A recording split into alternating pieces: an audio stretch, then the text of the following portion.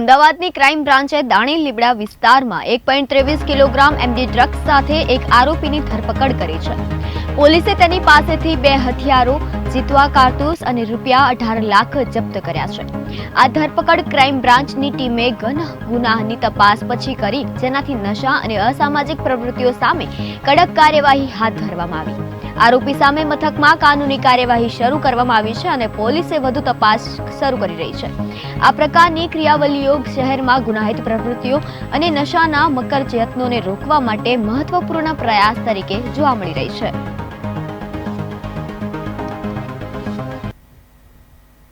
Doctor Baba Saheb Ambedkar વિદેશ અભ્યાસ loan યોજના ગુજરાતમાં અનુસૂચિત જાતિના વિદ્યાર્થીઓને વિદેશી શિક્ષણ માટે સહારો આપવા માટે અમલમાં આવી છે.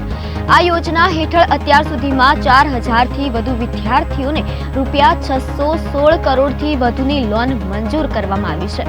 આ લોન 4ની વાર્ષિક વ્યાજ દર ઉપર ઉપલબ્ધ છે, જે વિદ્યાર્થીઓ માટે વિદેશી અભ્યાસ કરવા માટે એક સસ્તો અને સહજ વિકલ્પ પૂરો પાડે છે. નિયમિત અને સસ્તી વ્યાજ દર સાથે યોજના વિદેશમાં શ્રેષ્ઠ શિક્ષણ પ્રાપ્ત કરવા માટે અનુસૂચિત જાતિના વિદ્યાર્થીઓના સપનાઓને પાંખો આપતી છે.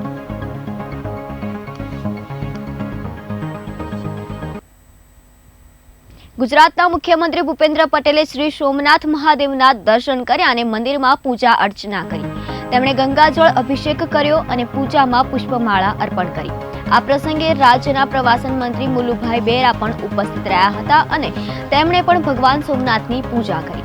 આ ધાર્મિક યાત્રા દરમિયાન મુખ્યમંત્રીએ સોમનાથ ધામની મહામહિમની પ્રશંસા કરી અને રાજ્યના સમૃદ્ધિ, શાંતિ અને દેશના સુખી ભવિષ્ય માટે પ્રાર્થના કરી. આ ધાર્મિક પ્રવાસનો ઉદ્દેશ્ય માનસિક શાંતિ અને દૈનિક જીવનમાં આદર અને શક્તિ પ્રદાન કરવાનો હતો.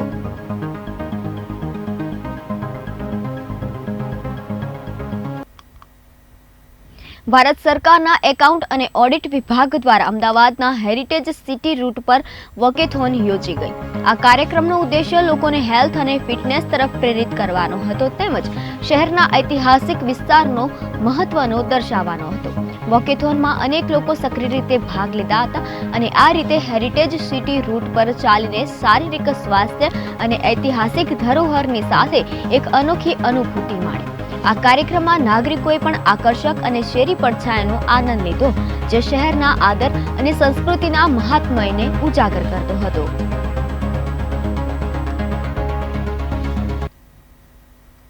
નડિયાદમાં ખકડધજ રોડની તબક્કાવાર રિપેરિંગની કામગીરી ચાલી રહી છે. આ સાથે નડિયાદ નગરપાલિકા હદ હેઠળ પૂર્વ અને પશ્ચિમ વિસ્તારમાં 11 વધુ રસ્તાઓનું રિસરફેસિંગ કરવામાં આવશે.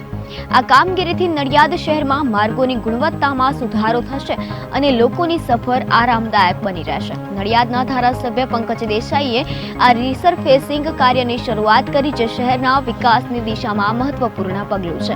આ આયોજનમાં નગરપાલિકાએ નગરના માર્ગોને વધુ મજબૂત અને ટકાઉ બનાવવાની યોજના બનાવી છે, જે સ્થાનિક લોકો માટે સરળ અને સલામત યાત્રા સુવિધા પ્રદાન કરશે.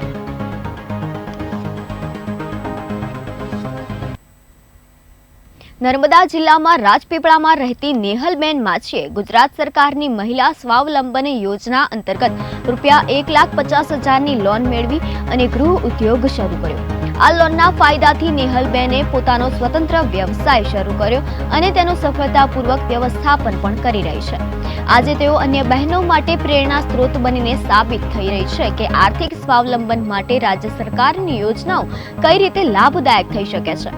નેહલબેનની આ સફળતા મહિલાઓ માટે શ્રેષ્ઠ ઉદાહરણ છે, જે તેમને જીવનમાં નવી પરિપૂર્ણતા અને આત્મવિશ્વાસ તરફ પ્રેરિત કરે છે.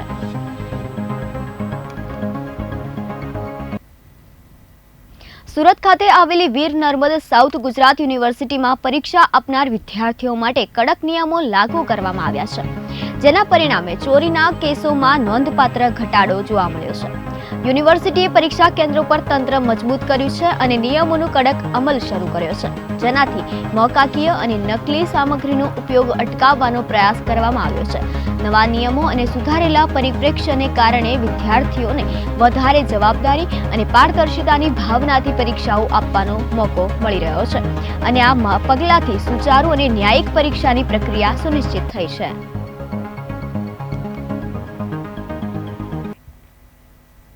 નકલીની ભરમાર વચ્ચે બોગસ મેડિકલ ઇન્સ્ટિટ્યૂટ સામે આવી છે. સુરતના પુણામાં લાસી ટાડોલ કોમ્પ્લેક્સમાં એક દુકાનમાં મેડિકલનો અભ્યાસ થતો હોવાનું સામે આવ્યું છે.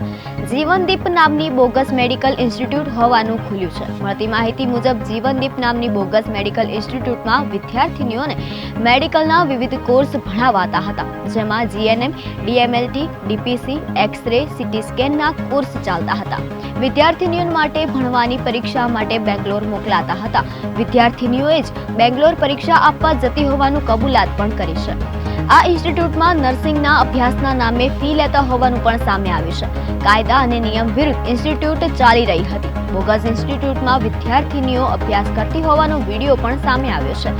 જીવનદીપ ઇન્સ્ટિટ્યૂટ બોગસ હોવાની શંકા જતા એનએસયુઆઈએ ગુજરાત પેરામેડિકલ કાઉન્સિલ સ્ટાફને ફોન કરીને વાત કરી હતી, જેમાં પેરામેડિકલ કાઉન્સિલ સ્ટાફે પણ સ્વીકાર્યું કે અહીં ભણીને બેંગલુરુમાં પરીક્ષા આપવા જાય. આ પ્રકારનું કોઈ ઇન્સ્ટિટ્યૂટ ગુજરાતમાં ના ચલાવી શકાય.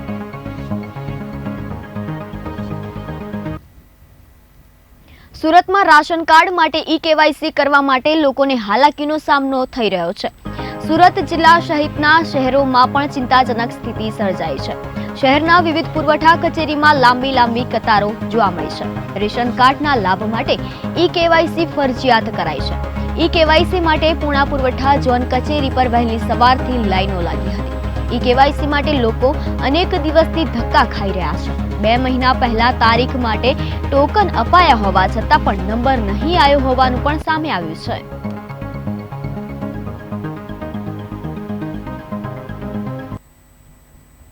રાજ્ય શિક્ષણ મંત્રી પ્રફુલ પાનસરિયાએ જણાવ્યું છે કે ખાનગી શાળાના સંચાલકો હવે શાળામાં ચોક્કસ રંગનું સ્વેટર પહેરવા માટે વિદ્યાર્થીઓ પર દબાણ કરી શકશે નહીં. તેમણે શિયાળાની ઋતુમાં બાળકોને ઠંડીથી સુરક્ષિત રાખવા માટે સ્વેટર પહેરવાનું અનિવાર્ય કર્યું હોવાનું સ્વીકાર્યું, પરંતુ આ સ્વેટરનો રંગ બાળકના પસંદગી પર આધાર રાખી શકે છે. આ સૂચના દ્વારા મંત્રીએ સ્પષ્ટ કર્યું છે કે શાળાઓમાં વર્ગના મંદોબા અને આરામદાયક પરિસ્થિતિનું સંતુલન રાખવો જરૂરી છે. આ નિર્ણયથી વિદ્યાર્થીઓને વધુ આરામદાયક અનુભવ મળશે અને તેમના આત્મવિશ્વાસમાં વધારો થશે.